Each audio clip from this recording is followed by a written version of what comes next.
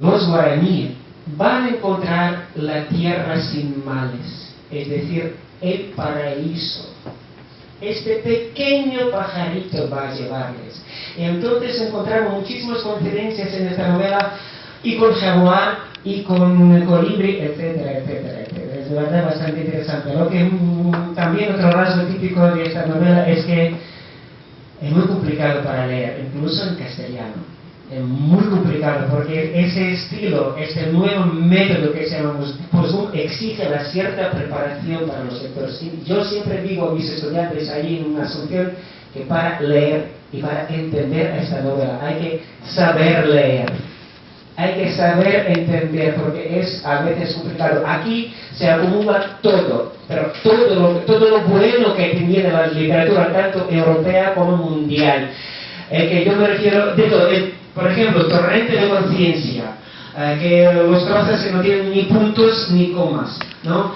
Puede ser la lírica, lo que Juan Manuel Marcos expresa personalmente, pensando en lo que ha pasado hoy o mañana o otro día, ¿verdad? Pues de verdad, es muy complicado entender. Yo les digo una cosa, cuando yo leí la primera vez, antes de empezar a traducir al ucraniano, incluso yo quería decir, no, yo no puedo dedicarme a ello, porque de verdad es muy complicado.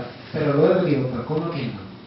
¿Cómo que no? Que somos hombre valiente, que tenemos que lograrlo, que tenemos que hacerlo, para que todo el mundo sabe que existe no solamente el país que se llama Paraguay de literatura, sino cultura paraguaya, que todo el mundo lo conoce, ¿no? Bueno, y para terminar, en breves palabras solamente, ¿no? Se puede contar más y más, después cuando terminamos la parte oficial podemos intercambiarnos las opiniones, etc.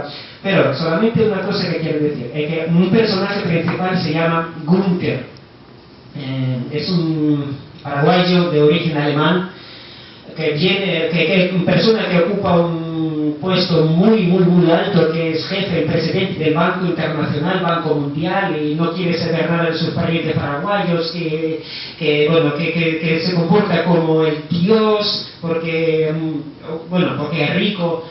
Pero de repente su sobrina joven chica que se llama Soledad, sufre torturas porque es poeta y su poesía no le gusta al gobierno del país, y Günther tiene que llegar a Paraguay para salvar su vida.